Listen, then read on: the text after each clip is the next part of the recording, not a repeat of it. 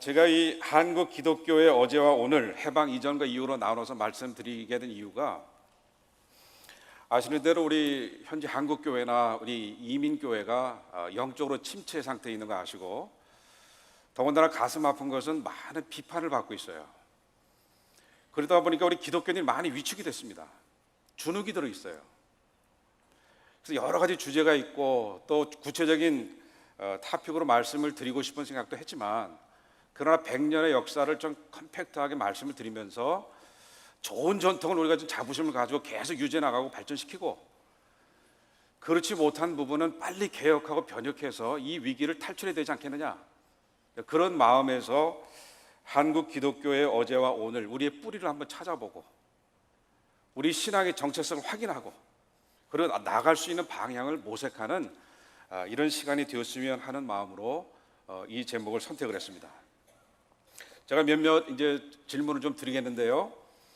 교회 역사를 포함해서 이 세상의 역사를 여러분은 어떻게 정의하시겠어요? 마음속에 한번 생각해 보세요. 역사를 나는 어떻게 정의할 것인가? 우리 쭉 강의를 들어오시면서도 항상 강조하는 게 어떤 관점에서 해석하나, 이게 중요하거든요. 성경도 그렇고 교회 역사, 우리 한국 교회 역사도 마찬가지입니다. 어떠한 정의와 어떤 관점을 가지고 성경을 해석하느냐, 또 교회사를 해석하느냐가 매우 중요합니다. 그러면서 저는 역사를 이렇게 정의하고 싶어요. 하나님의 구속이 적용되는 과정이다. 아주 쉽죠? 이건 물론 제가 만들어낸 개념은 아니고 종교개혁 연구에 참 많은 업적을 남기신 스탠포드 리드라고 하는 우리 캐나다 출신 우리 역사신학자가 말씀하신 건데요.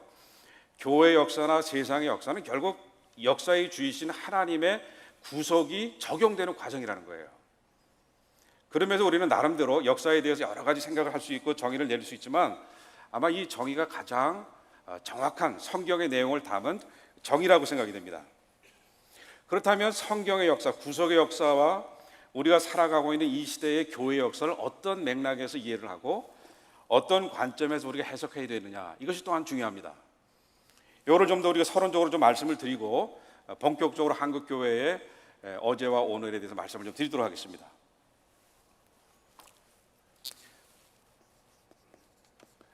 말씀을 드렸고요. 그러면 이 역사와 구속사를 어떻게 연관시킬 것이냐? 저도 한번 다이어그램 한번 그려보겠습니다.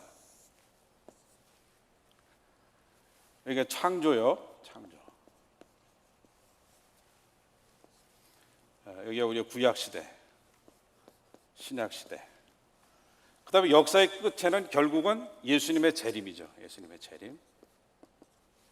그다음에 새 하늘과 새 땅으로 표현되는 하나님 나라의 완성.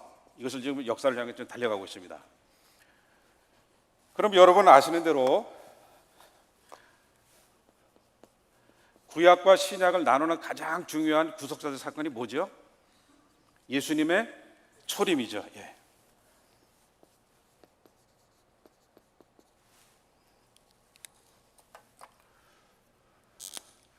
그러면 이제 우리가 이제 세 가지 역사가 있습니다. 하나는 구약의 역사, 신약의 역사, 그다음에 교회 역사가 이렇게 있습니다. 한 2000년에는 교회 역사가 지금 있습니다.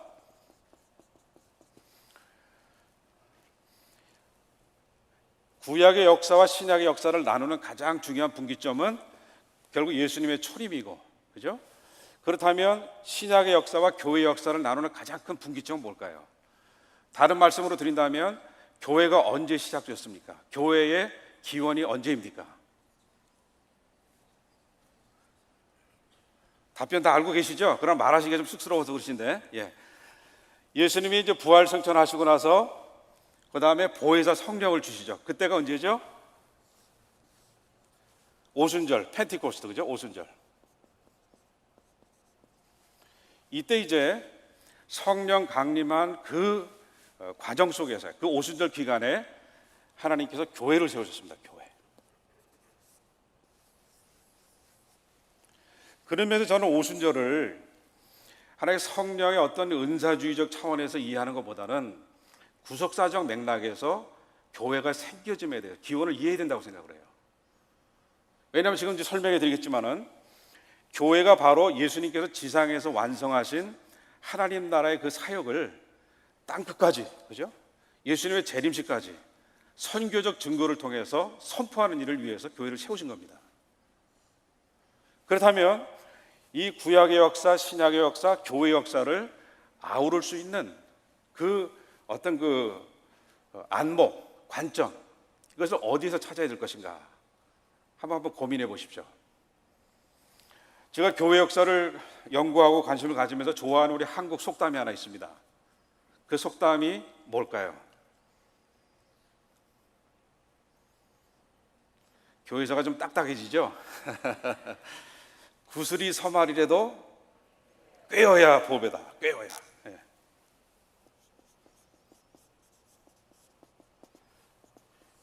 이 꿰을 수 있는 안목을 갖는 게 역사의식의 역사관이에요. 우리 정승원 목사님이 강조하셨던 세계관도 결국은 역사에 적용하면 역사관입니다.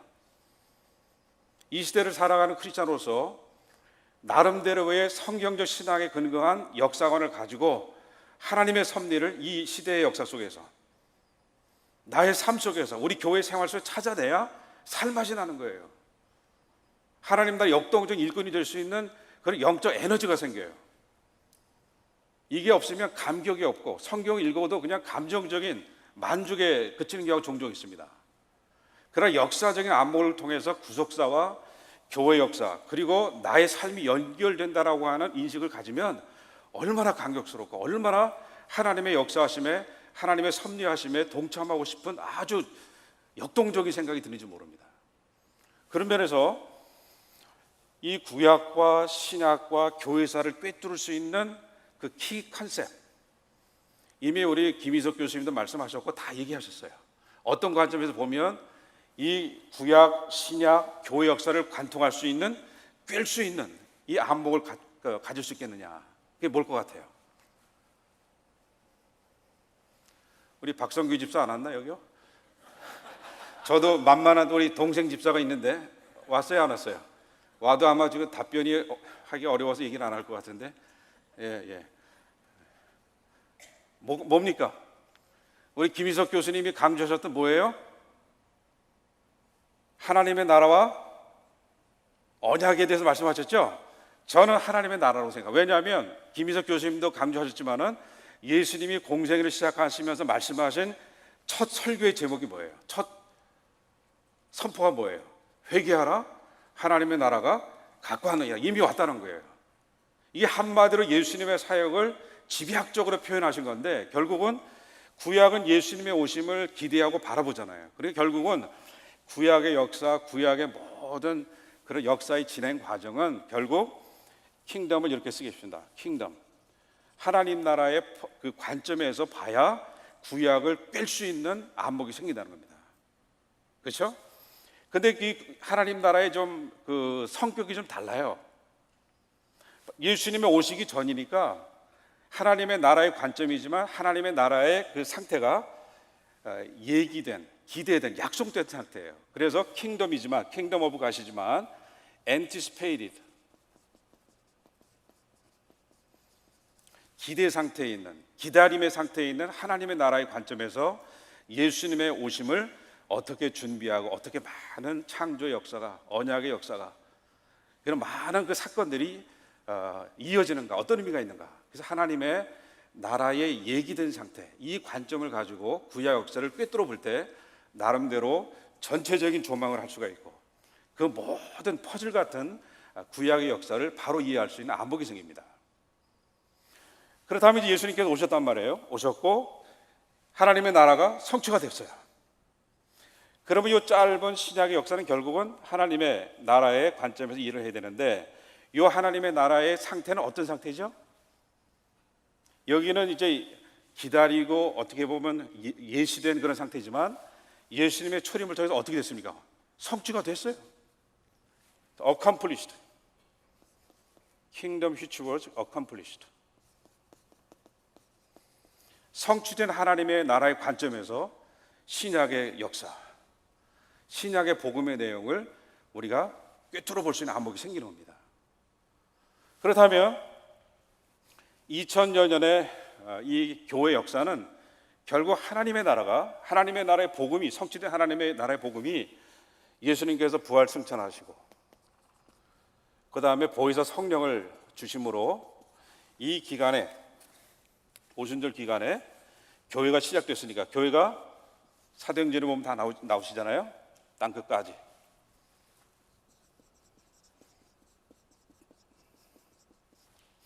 또 시간적으로는 재림 때까지 교회가 성취된 하나님 나라의 그 메시지를, 그 왕권을 선포하고 증거하고 전파하는 그런 선교적 증거의 사명을 주신 거예요.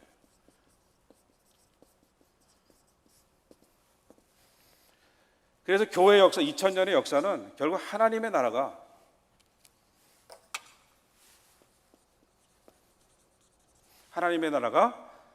어떤 상태로 가는 것을 우리가 초점으로 해서 이해를 해야 될까요? 해석을 해야 될까요? 하나님의 나라가 교회를 통해서 어떻게 적용되느냐, applied.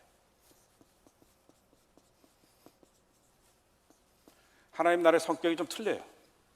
하나님 나라의 관점에서 보지만 하나는 anticipated라고 하는 상태 속에서, 신약은 성취된, accomplished 그런 상태 속에서, 신약의 우리 교회 역사는 어떻게 교회를 통해서 그것이 적용되고 널리 확장되느냐, 이런 관점에서 해석해야 되는 관점을 가져야 된다는 거예요. 그래 아까 말씀드렸듯이 교회 역사나 세상의 역사를 하나님의 구속의 관점에서 볼 수 있는 안목이 생기는 겁니다. 그러면 이제 요 2000년의 역사를 조금 더 우리가 세분해서 말씀을 드리면 AD 100년부터 590년까지를 편의상 나눕니다. 아시는 대로 우리 AD 30년경에 이미 말씀드린 성령 강림을 통해서 예수님이 부활승천하시고 성령 강림이 오셔서 이제 오순절 교회가 시작된 거예요. AD 30년경에. 그래서 30년부터 요 어간의 교회 역사는 사도행전에 잘 기록되어 있어요. 그런데 우리 배우는 우리 교회 역사는 AD 100년부터 590년까지를 초대교회사, 영어로는 Early Church History 혹은 Ancient Church History 이렇게 말하고요. 특별히 590년을 하나의 기점으로 삼는 이유가 그레고리 1세라고 하는 사람이 이제 로마 교황이자 또 이 서구 교회의 이런 지도자로 등극하면서 교리적으로나 의존적인 면에서 중세 교회의 특성이 아주 확연하게 드러납니다. 그래서 이때까지가 이제 초대교회 역사. 그 다음에 590년부터 언제까지가 중세냐면 여러분 잘 아시는 1517년 마틴 루터가 95개 조항으로 우리 면죄부의 부당성을 알리는 그러한 선언문을 1517년 10월 말에 우리 비텐부르크 교회 성문에다 붙이면서 이런 잘못된 중세교회의 구원론적 오류를 지적을 했습니다. 그래서 편의상 590년부터 우리 1517년까지는 중세교회사, 미디벌 처치 스토리. 그 다음에 1517년부터 1648년까지 여기 루터죠. 마틴 루터. 이 짧은 기간이지만 이 기간에 종교개혁의 유럽 대륙 이곳저곳에서 막 확산되고 번져갑니다.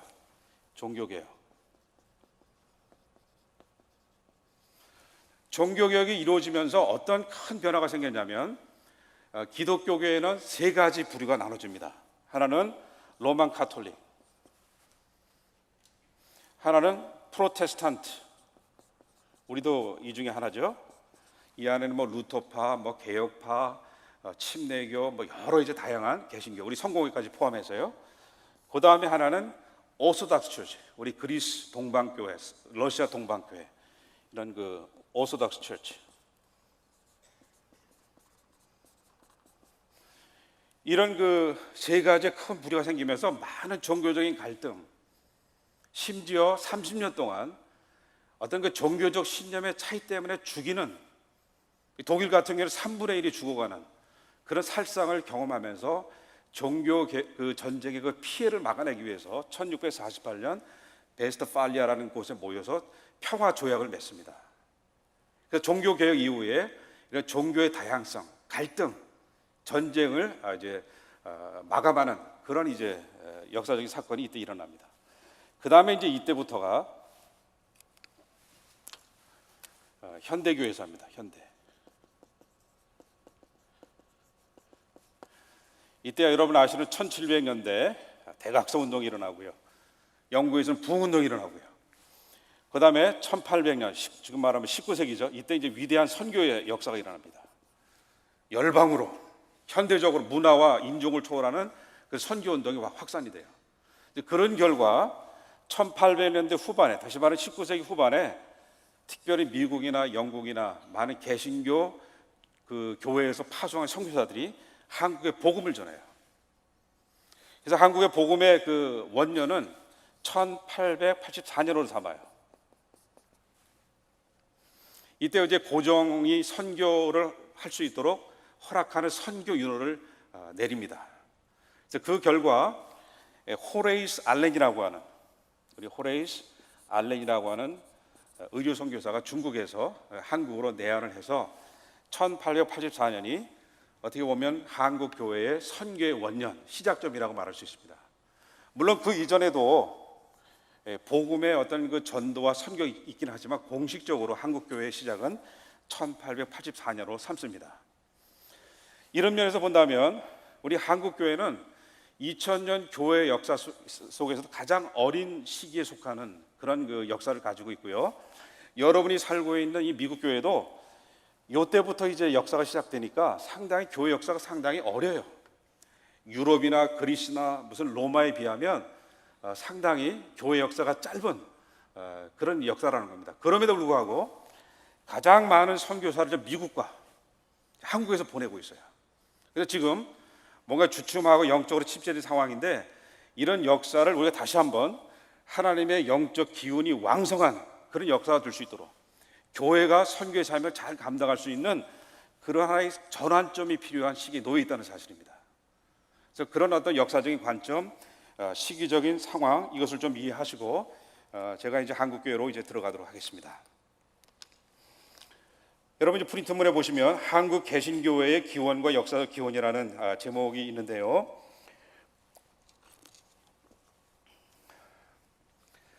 한국 교회의 복음이 선포되는 그 시간이 아까 말씀드렸지만 19세기 말 조선 왕조가 쇠락하는 그때에 복음이 들어오기 시작했어요. 그때는 이제 종교적인 상황에서 일종의 공백기였습니다. 삼국 시대에는 무교, 그다음 삼국시대 후반부터 이제 불교가 전래가 되고 고려조까지는 이제 불교가 강한 그런 영향력을 발휘하다가 그다음에 조선조 500년 동안 유교가 강한 영향을 하다가 이제는 19세기 말쯤 되면 뭔가 전통적인 종교가 힘이 약화되는 그런 상황 속에서 한국의 기독교가 전래가 된 겁니다. 이때. 근데 아시는 대로 우리는 반도의 그런 위치에 있다 보니까 바람 잘 날 없는 시련이 이 한반도에서 일어났어요. 그러다 보니까 이 반도라고 하는 위치가 좀 강하면 문화적으로 이곳저곳에서 대륙으로 섬나라로 영향을 주는데 약하면 해양의 세력에 의해서 침략당하고 대륙에 의해서 짓밟힘을 당하는 그런 시련의 역사가 됩니다. 그러다 보니까 우리 한국인의 그 종교적인 심성 속에는 어떤 특성이 있냐면요, 종교에 대한 강한 집착이 있어요. 물론 어느 나라든지 전쟁의 역사가 없는 그런 나라는 없지요. 그러나 반도기 때문에 우리 주변에 있는 나라들이 우리보다 훨씬 더 강한 강대국이기 때문에 또 많은 시련과 전쟁을 겪다 보니까 뭔가 움켜쥐려는 집착을 하려고 하는 그런 그 대상이 종교였다는 거예요. 그래서 우리 종교 역사를 연구하다 보면 왕조가 바뀔 때마다 국군이 위태해질 때마다 종교가 바뀌어요. 아까 말씀드렸지만 삼국시대에는 무속종교, 그러다가 통일신라 고려조에는 불교가 강한 영향력을 발휘해요. 조선조에는 이성계가 개국을 했지만 개인적으로는 불교를 믿었지만 나라를 위해서, 나라를 개혁하기 위해서 유교를 국교로 삼아요. 그래서 한국에서 상당히 개혁적이고 호국적인 성격을 갖는 종교성이 강합니다. 그런데다가 특정 시대의 특정 종교가 영향을 발휘하는 아주 재미있는 독특한 현상이 있어요. 그만큼 우리 한국인들은 나라에 닥쳐오는 많은 국운과 위기를 경험하면서 종교에 집착하면서 그 위기를 이겨내려고 하는 게 강했어요. 그러다 보니까 이때 복음이 전파되면서도 기독교를 신앙의 대상도 되지만 개화 종교로서 민족운동을 하면서 일본의 압제로부터 우리나라의 국운을 지키려고 하는 그런 차원에서 기독교를 받아들인 측면이 다분하다는 사실이에요. 그러다 보니까 선교사들이 와서 한국인들 만나서 대화를 하다 보니까 아주 독특한 현상이 있어요. 신앙을 믿는다고 하는데 무교인처럼 생각하면서 믿는 거예요. 또 불교인처럼 또 믿어요. 또 행동을 유교인처럼 해요. 영향력이 조금 약하긴 하지만 기독교를 믿어도 무교적인 요소, 불교적인 그런 특성, 유교적인 그러한 그 행태가 다 그냥 섞여 있는 거예요. 그러다 보니 우리 한국인들에게는 상당히 혼합주의적 요소가 다분히 강합니다. 그래서 우리 정성 교수님이 종교다운주의 좀 얘기하셨는데 이 기독교의 복음의 본질을 선명하게 우리가 정체성을 알지 못하면 우리 한국 민족의 종교 속에는 이런 혼합주의적 요소가 많아서 종교다원주의에 금방 우리가 빨려 들어갑니다. 그런 특성이 있는 것을 우리가 부인할 수가 없습니다. 그다음에 정치적 상황이 상당히 참 흥미로운 부분이 있습니다. 이 대륙과 이 섬 나라에 끼어 있다 보니까 그런 많은 어려움을 겪었는데 이 19세기 말쯤 되면은 어떤 대외 정책을 우리 조선 왕조에서 선택을 하냐면 여러분 아시는 대로 이제 러시아에서는 계속 남하 정책을 쓰잖아요. 이 부동항을 얻기 위해서. 또 중국하고는 상당히 종주 관계를 맺고 있었고 중국이 여전히 한국에 대해서 조선에 대해서 어떤 그 종주권을 유지하려고 하고 있고 그다음에 우리 해양 세력인 일본은 메이지 유신을 통해서 아주 급부상하고 있습니다. 일본이 그런 그 중국과 한국과 맺은 이런 종주 관계를 끊어버리고 이제 한반도를 점령을 하고 그다음에 대륙으로 진출하려는 그런 정치적인 상황 속에서 기독교가 들어오는 거예요. 이런 상황에서 우리의 선조들은 어떤 정책을 썼냐면 사대 교린, 큰 나라는 이제 섬기고 우리 이웃 나라는 물론 우리보다 좀 강하지만 우리가 좀 선림 관계를 맺어서 우리를 괴롭히지 않게 하기를 원한다. 그런 정책을 썼는데 임진왜란, 병자호란, 19세기 말 가다 보니까 힘이 점점 약해지니까 쇄국 정책을 쓴 거예요. 쇄국 정책을 써도 힘이 있을 때 그게 가능한 거죠. 힘이 없는데 문을 닫아봐요. 막 열고 들어오는 거 아니에요. 근데 재미있는 것은 다른 나라에서는 서구 제국주의 침략과 더불어 기독교가 들어가니까 침략자의 종교로 받아들이니까 기독교에 대해서 상당히 부정적입니다. 자기들을 때리고 침략하면서 복음을 전하니까 그걸 믿기가 쉽지 않잖아요. 근데 한국에서는 어떻게 됩니까? 서구 제국주의하고 연결이 안 되고 일본 제국주의가 막 침략하려고 그러는데 그거를 막아줄 수 있는 기독교로 아주 그 긍정적으로 이해를 한 거예요. 오히려 기독교, 우리 물론 동양에서 시작했지만 우리 서양의 종교라고 알고 있었던 기독교가 오히려 한국인들에게는 조선인들에게는 일본의 제국주의 침략을 막아내 줄 수 있는 방파제 역할을 할 수 있을 것이다 해가지고 이런 정치적 상황 때문에 이런 기독교와 민족운동, 개화운동이 연결될 수 있는 상황이 정치적 상황 때문에 벌어졌다는 거예요. 다른 나라보다 기독교가 들어오면서 상당히 긍정적이고 수용의 정도가 빠른 그런 그 역사를 찾아보기 힘든 그런 좋은 예들이 우리 한반도에서 일어난 겁니다. 그러면서 여러분 아시는 대로 이제 청일전쟁, 러인전쟁 겪으면서 결국은 러시아의 영향력도 일본이 막아내고 또 청나라의 어떤 그 오래된 그런 그 조선에 대한 이런 그 지배권도 다 정리하고 결국은 이제 1905년 딱 되면은 이제 일본 그런 제국주의가 우리 한반도를 완전히 장악하는 정치적으로 장악하고 군사적으로 이제 장악하는 그런 일이 벌어지니까 거기에서 오는 많은 그런 그 불안감, 공포심 이것이 결국은 서양의 종교지만 기독교의 귀의해서 기독교를 통해서 서양 나라의 그런 힘을 빌어서 우리 좀 나라의 독립을 좀 찾아보자. 그 민족운동과 그리고 많은 개화를 할 수 있는 연결고리를 기독교에서 찾고자 한 것이 바로 한국교회의 시작점이라는 거예요.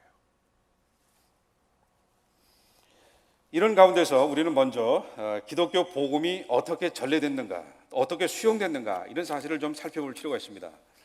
제가 거기에 전례와 수용이라는 말을 함께 쓴 이유가 있습니다. 보통 다른 나라는 선교사들이 일방적으로 전하는 게 일반적인 특징이에요. 근데 우리나라는 이런 상황 때문에 종교 문화적인 배경, 정치적 상황 때문에 전해줌과 동시에 받아들이는 게 아주 강하게 나타나요. 수용의 정도가 훨씬 강해요. 이제 그 부분을 잠깐 말씀드리겠는데요. 초기에 접촉들이 일어나긴 일어납니다. 기독교 복음과 접촉이 되는 과정을 잠깐 말씀을 드리면 1627년 벨테브레라고 하는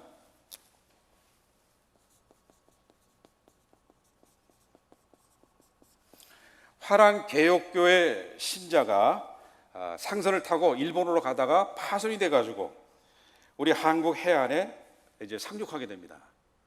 역사적으로 개신교 신앙을 믿은 사람이 우리 한반도에 온 최초의 사례가 벨테브레라고 하는 화란 우리 선원이 1627년 조선 땅에 처음으로 이제 상륙하게 됩니다.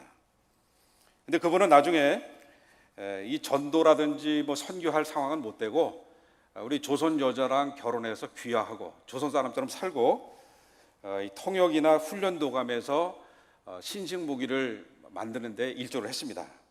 완전히 한국 사람으로 조선 사람으로 귀화하고 동화가 됐습니다. 그래서 저도 이제 오랫동안 박 씨가 한국의 아주 순수한 그런 혈통 중에 하나라고 생각을 했는데 그렇지 않더라고요. 이 벨테브레 후손들이 박연박 씨예요, 박연박 씨. 혹시 박 씨 중에서 좀 머리가 좀 염색을 안 하시고 노랗다든지 코가 오똑하다든지 눈이 좀 노라시면 이 박연박 씨의 혈통의 후손입니다. 저는 아무리 봐도 그런 박연박 씨 후손은 아니고요. 이분이 이제 처음으로 개신교 신앙을 우리 한국의 개인적인 차원에서 접촉한 사례고, 그 다음에 이제 또 다른 화란 개혁교회 신자인 하멜.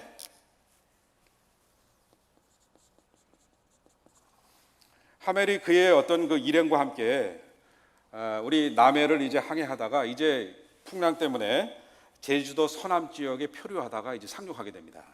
그래서 한 40여 명이 1653년에 제주도에 상륙을 해요. 그래서 수십 년간 살다가 이 조선의 상황이 여의치 않으니까 나중에 그 중에 일부가 하멜이 다시 일본을 거쳐서 자기 나라인 화란으로 이제 탈출을 해요. 그래서 그분이 쓴 책이 하멜 표류기라는 책을 씁니다. 혹시 여러분 국사 배우시면서 하멜 표류기 들어본 기억 있으시죠? 예.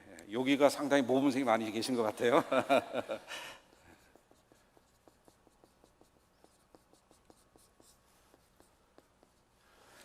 이게 어떻게 보면은 조선을 유럽에 알린 아마 최초의 문헌이 아닌가 생각이 됩니다. 이 책에 보면 아주 재밌는 내용이 많이 있는데 아마 시간이 없기 때문에 그냥 넘어가겠습니다. 그 다음에 이제 1816년에 바실과 맥스웰이라고 하는 두 명의 영국 해군 장교가 해도를 만들기 위해서 중국과 일본과 우리 조선반도를 오가다가 충남 서천군 마량진에 도착을 해서 이런 해도를 작성하는 작업을 하다가 거기에서 해안 경비를 하는 그런 우리 조선 관리들에게 영어 성경을 전달합니다. 1816년. 이것이 성경이 최초로 우리 조선 땅에 전달된 그런 역사적 사건입니다. 그래서 우리 지금도 가보면 최근에 고중을 다 마치고 충남 서천군 우리 마량진 앞바다에 해안가에다가 기념하는 그런 그 탑을 세우는 중이 있습니다.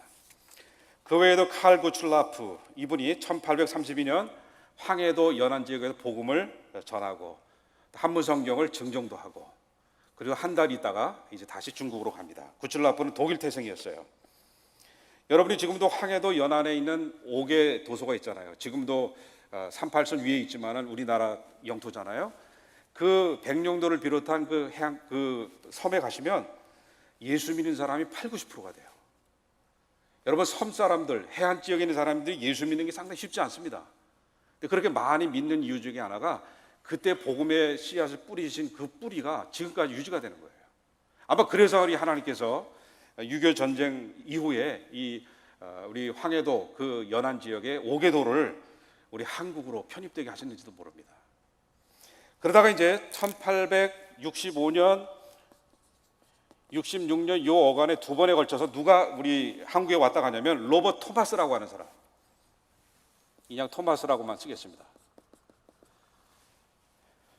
이 토마스가 1865년 구출라프가 왔다 갔던 황해도 연안쪽에 와서 복음을 전하고 서해안 다른 고대도라는 데 가서도 복음을 전하다가 가요. 그런데 1866년 다시 옵니다. 근데 이때는 상황이 달라져 가지고 자기가 가고자 하는 그 송천 지역은 못 가고, 황해도 연안 송천 지역은 못 가고 이제 셔먼호를 타고 가다 보니까 대동강에 가서 무역을 하려고, 거래를 시도하려고 가다 보니까 거기에 이제 통역관 자격으로 배를 타고 대동강까지 갔다가 물이 빠지고 서로 이 통상을 하려고 노력하다가 서로 의견이 안 맞고 무리한 행동을 하다가 결국은 배가 물이 빠지면서 좌초가 되고, 그래서 거기에 이제 성난 조선 우리 병사들과 우리 셔먼호를 탄 이런 그 해군들과 이제 싸움이 벌어지다가 결국은 이 배 안에 타던 모든 선원들, 또 통역관 자격으로 왔지만 복음을 전하려고 했던 토마스 선교사도 죽임을 당합니다. 죽임을 당할 때 자기를 죽이려고 하는 조선 병사에게 성경을 나눠주고, 그 성경이 훗날 그 성경의 내용을 보고 회심하고 회개하고 하나님의 사람이 된 이런 사람들이 나중에 평양 장대인교회 성도도 되고, 나중에 자기 누구누구의 그런 그리고 후손들이 자기의 어떤 그 조상 누구누구가 그런 그 토마스 선교사님이 전해준 성경을 통해서 예수를 믿었다라고 하는 그런 아주 확실하게 증거는 없지만 그런 내용들이 평양에서 자자하게 퍼졌습니다. 결국은 1866년 토마스 선교사의 순교가 결국은 환락의 도시, 기생의 도시 평양을 하나님의 도성으로, 동양의 예루살렘으로 바꿔가는 그런 중요한 기폭제가 됐다는 겁니다. 그러다가 더 중요한 것은 이제 만주와 일본에서 성경 번역이 이루어지게 됩니다. 성경 번역이. 이게 또 상당히 중요한 내용인데요. 본격적인 선교사들이 들어와서 활동하기 전에 한국에서는 성경 번역이 먼저 일어나는 이런 놀라운 일이 벌어져요. 1870년대에 만주에서 활동하고 있었던 우리 스코틀랜드 장로교 선교사들이 있었습니다. 여러분, 선교사 그러면 떠오르는 몇몇 중요한 선교사님들 이름이 머리에 떠오르시죠? 대표적인 분이 누구십니까? 언더우드 생각나시죠? 그 다음에 아펜셀러, 그죠? 그 다음에 마포삼열 기억나시죠? 네, 기억 안 나셔도 나신다고 막 이러세요. 근데 저는 이 초기의 한국 기독교 역사를 보면서 잊지 말아야 될 두 분이 있습니다. 그 두 분이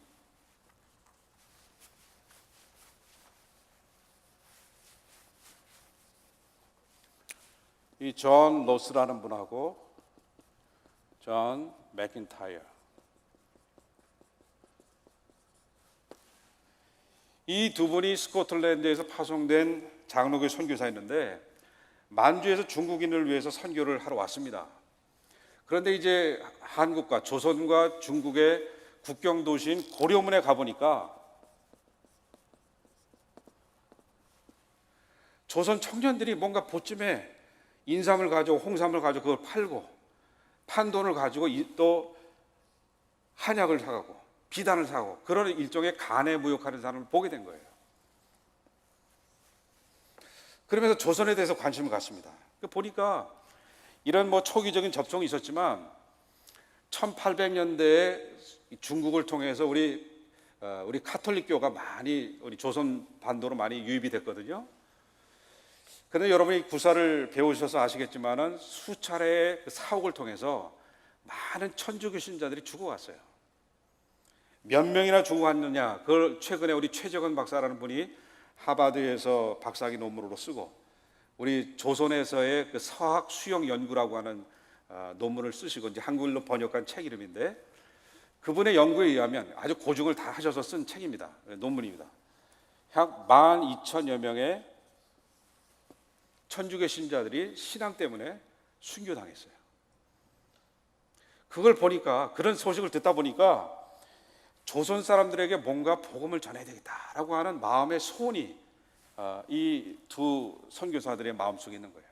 또 조선인들 보니까 순박하고 은둔의 나라에 살지만 뭔가 저 사람들이 갖고 다니는 저 보쯤에다가 우리가 들어갈 수는 없지만 저기에다가 복음을 좀 번역을 해요. 성경을 번역해서 저 사람들 보쯤 속에 넣어서 가톨릭 신자를 무자비하게 죽였지만 복음이 절대적으로 필요한 조선인들에게 복음을 좀 전해야 되겠다, 그런 생각을 하게 된 거예요. 그래서 이 고려문에서 만난 조선 청년들을 접촉해서 그 사람들을 전도하고 또 변화시켜서 나중에 서로 교제하면서 서로 소통이 되는 거예요. 영어를 쓰는 스코틀랜드 출신이었지만 중국에서 선교하기 위해서 중국어를 배웠습니다. 이 조선인 청년들 주로 이제 평양이나 이제 황해도 출신의 사람들이었는데 중국을 왕래하면서 무역을 하려니까 중국어로 하는 거예요. 중국어로 소통을 하면서 자연스럽게 한문으로 된 성경을 한글로 번역하는 이런 작업이 1870년대, 80년대 초반에 이제 이루어지게 된 거예요. 그래가지고 1882년, 83년 이때 되면 이미 누가복음, 요한복음, 사도행전 그러면서 이 로스역 신약 성경이라고 하는 것이 하나씩 둘씩 쪽복음 형태로 번역이 되는 거예요. 그래서 나중에 고려문에 가서 무역하던 그 청년들이 거기 가서 뭐 인삼 팔고 그 돈 가지고 한약 싸우고 비단 사오는 여기에다가 이 쪽복음을 가지고 들어오는 거예요. 그래서 이 사람들이 장사하는 사람이 아니라 나중에는 권서들로 바뀌어요. 그 명칭이 권서. 권할 권자 책 썼자.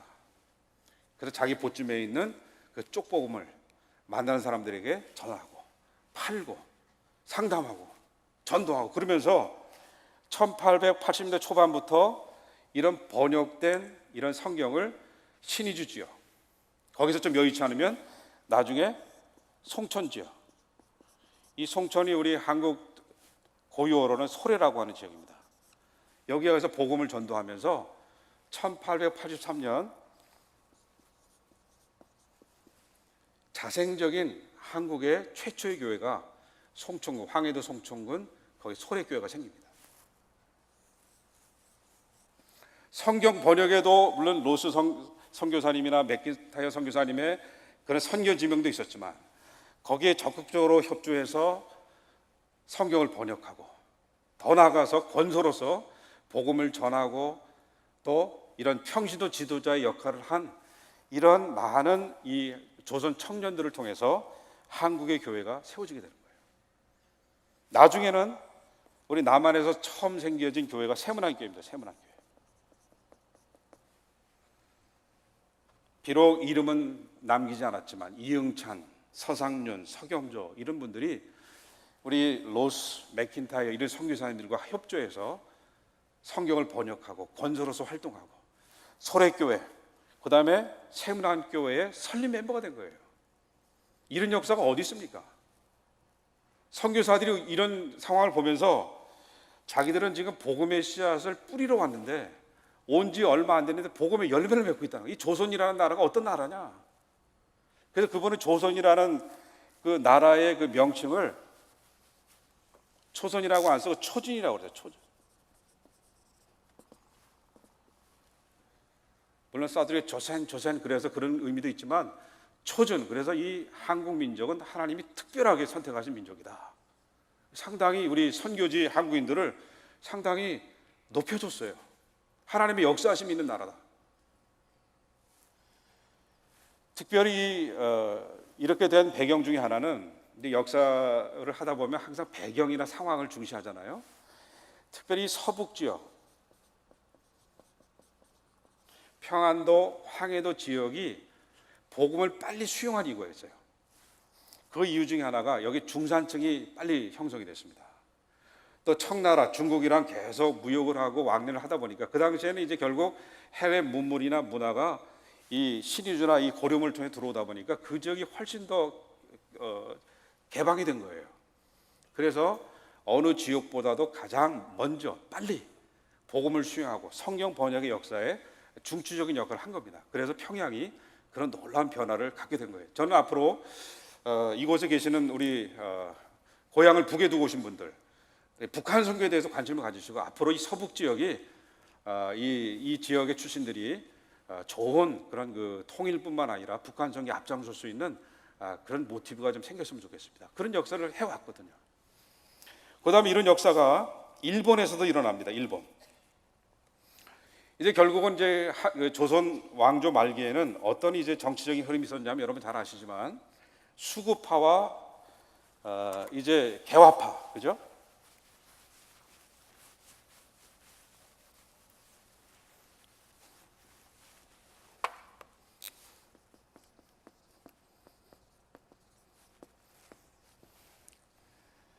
결국 수구파는 민족의 정체성을 유지하고 문호를 닫고 우리가 한번 해보자.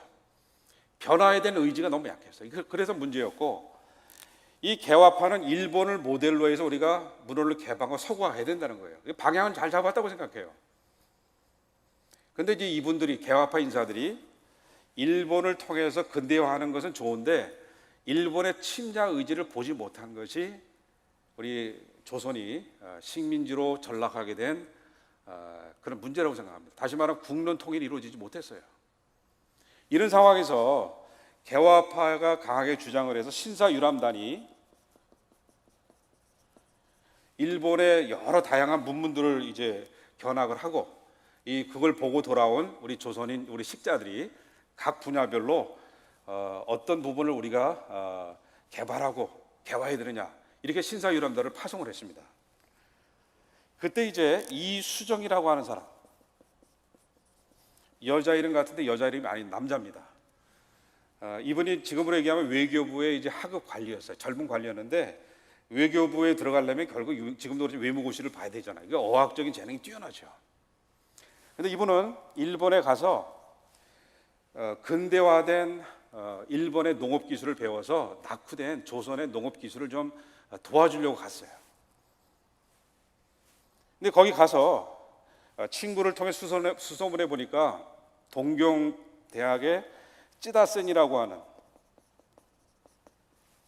농학자가 있는데 이분한테 가서 일본의 좀 발전된 그러한 농학 기술을 잘 배워서 우리 조국을 근대화하기 위해서 이제 이분을 만나게 됩니다. 딱 들어가서 만나는데 찌다센이 기독교인이라는 사실을 이제 알게 된 거예요. 왜냐하면 거실 벽에 걸어놓은 산상수훈 액자가 걸려 있는 거예요. 여러분 처음에 좀 만나면 서먹서먹하고 또 어떤 스승의 위치, 존경하는 위치에 있는 사람을 만나게 되면 상당히 긴장하게 돼. 먼저 말을 꺼내기가 좀 쉽지 않잖아요. 근데 자연스럽게 벽에 걸려 있는 산상수훈의 내용을 물으면서 뭐 자기가 원한 건 아니지만 어쨌든 그 침묵의 시간을 빨리 단축하고 뭔가 이제 교제를 하기 위해서 물어본 거예요.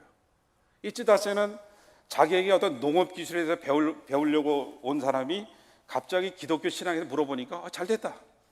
산상수훈에 대해서 쭉 설명을 하고 신약의 복음에 대해서 다 또 알려주고 그래서 짧은 시간 내에 뭔가 배우려고 하고 일본을 통해서 개화하려고 하는 의지를 갖다 보니까 찌다센을 통해서 농업 현대적인 기술이 아니라 기독교 복음을 받아들이게 된 거예요.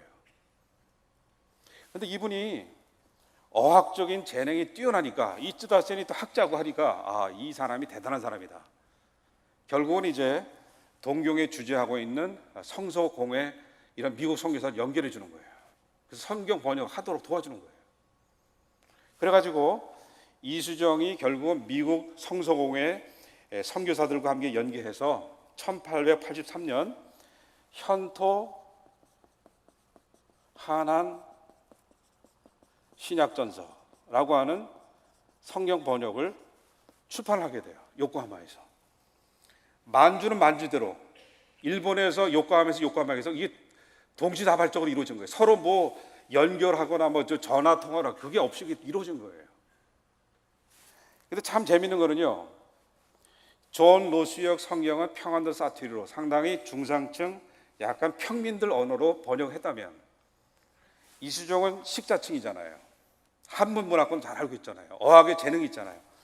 그러다 보니 상당히 양반이나 식자층이 읽을 수 있는 그 한자의 토를 달아서 한글 토를 달아서 식자층이 읽을 수 있는 그 성경인 현토 한한 신약 전서라고 하는 이 성경을 출판을 해서 결국은 평민들이나 중산층 그리고 양반, 귀족층까지 성경을 읽을 수 있는 그런 일이 만주에서의 성경 번역, 일본의 성경 번역으로 1880년대 초반에 이루어지게 되는 거예요.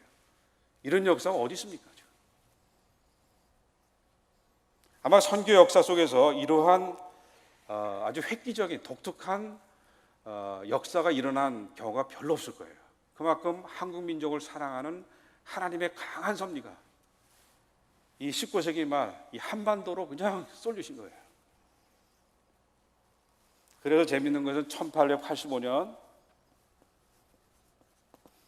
언더우드와 아펜셀러가 이제 태평양을 건너서 일본에 와요. 일본에 와서 한 몇 달 동안 언어 훈련도 받고 또 동양 문화, 한국 문화에 적응하는 훈련을 받고 오는데 그때 이수정의 번역에 참여해서 이걸 가지고 한글을 배우고 그리고 한국으로 들어오는 거예요. 재벌포를 통해서.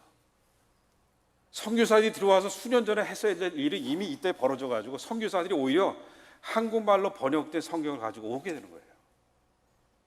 그런 면에서 우리가 참 일본하고는 많은 그런 갈등이 있지만 기독교 문화 복음이 전래되는 그런 과정에서 일본에서 일어난 이런 부분도 우리가 좀 감사하고 일본이 우리에게 행한 여러 가지 많은 식민지 수탈의 그런 아픔은 잊어서는 안 되겠지만 그걸 우리가 용서하고 우리가 좀 아우를 수 있는, 그래서 동북아시아가 기독교 복음으로 함께 나갈 수 있는 그러한 길을 모색하는 것이 우리의 이 시대의 과제라고 생각합니다. 아마 그런 면에서 여러분이 우리 중국 우리 성도님들 또 일본 성도님들 또 다 민족 성도님들과 함께 신앙생활한다고 하는 것이 상당히 좋은 모델이고 이 모델이 한국교회의 좀 배타성을 깰 수 있는 선교적인 마인드를 가질 수 있는 이런 방향으로 나가게 되면 아마 하나님께서 21세기에 우리 한국교회와 이민교회를 통해서 역사하시는 또 다른 장이 열리지 않을까 이렇게 저는 확신합니다. 또 이수정이 또 한 좋은 그 공헌 중에 하나가 뭐냐면요, 자기만 믿어서 뭐해요? 조선민족 생각하니까 농업, 공업 여러 분야의 이런 중요한 근대 기술을 일본에서 배우는 것도 중요하지만 복음을 전해야 되겠다. 그러면서 선교 청호를 하는 거예요. 리퀘스트를.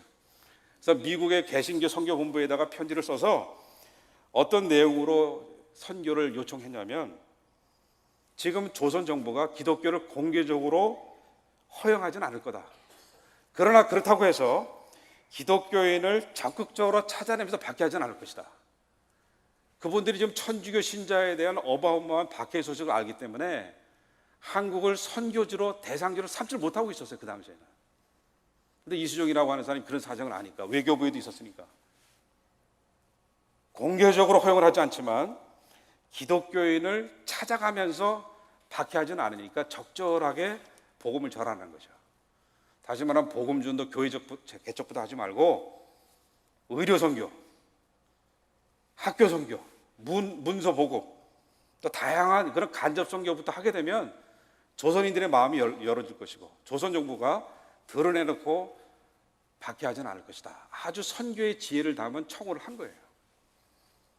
그래서 1884년 우리 일본에 머물고 있었던 이 맥클라이라고 하는 이 선교사가 한국을 방문해서 고종을 만나서 고종을 아련해서 아까 말씀드린 고종으로부터 선교 윤호를 1884년 받게 되는 겁니다. 그러면서 우리 한반도, 은둔의 나라, 한반도의 복음의 문을 여시기 위해서 하나님께서 만주를 통해서, 일본을 통해서, 또 국가의 어떤 그 시련을 통해서 복음의 문을 19세기 말에 열어놓으신 거예요. 그러다 보니까 한국에서는 어느 나라보다도 복음의 전례와 수용이 아주 강력하게 일어났다. 그런 사실을 여러분이 말씀드리고 싶고 그런 좋은 전통이 있기 때문에 이걸 살려서 우리가 다시 한번 신앙의 잠을 깨고 다시 한번 재도약할 수 있는 그런 믿음의 전통을 이어가자는 거예요. 주눅들지 말자는 거예요. 아무리 비판해도 한국교회가 초기부터 성경을 한글로 번역하고 엄청난 문화적인, 종교적인, 역사적인 공헌을 했다는 그런 증거가 지금 있는 겁니다. 그 다음에 이제 개신교 선교사들의 신학적 배경과 선교 방법을 잠깐 좀 말씀을 드리겠습니다. 또 중요한 사실 중에 하나가 하나님께서 가장 훌륭한 선교사들을 이 땅에, 우리 한국 땅에 보내셨다는 거예요. 19세기 후반 20세기 초 한국이 일제치하로 막 그냥 쇠락하고 있을 때 미국은 선교의 불이 막 일어났어요. 잘 아시는 무디 선생이 뭐 캠퍼스마다 다니면서 예수님의 재림 임박해가 복음을 선포하지 않으면 열방이 좀 죽어가고 있다. 그러면서 선교의 잠을 깨운 거예요. 스튜던트 발런티어 무브먼트라고 해서 학생 자원운동을 통해서 수천 명의 그런 많은 젊은이들이 한국으로, 인도로, 일본으로, 아프리카로 이런 나가는 선교의 그런 붐이 막 일어났습니다.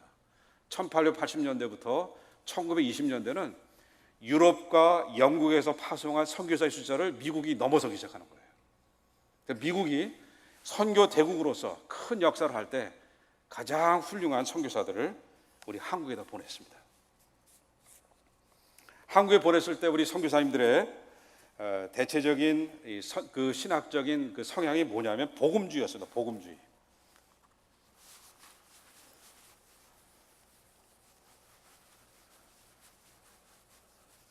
목사님 문제까지죠?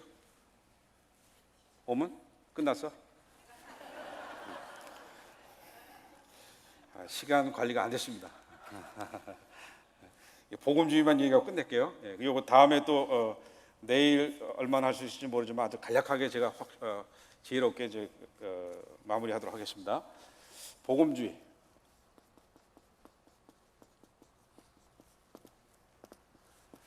교파나 뭐 교회 정치 형태나 세례의 형태나 이걸 떠나서 이 개신교 교파 중에서 이 5가지 신앙적 요소를 공유하면 소위 복음주의라고 말합니다. 복음주의의 첫째 특성은 뭐냐면 성경의 궁극적 권위, 성경 중심주의라고 말씀드릴게요. 성경의 궁극적 권위를 인정하고 우리의 믿음과 생각과 행동에 가장 최고의 권위를 성경에 두는 신앙입니다. 성경의 궁극적 권위를 인정하는 성경 중심주의적인 신앙. 두 번째로는 십자가 중심주의. 오직 예수 그리스도의 구속의 보혈만이 우리를 구속한다.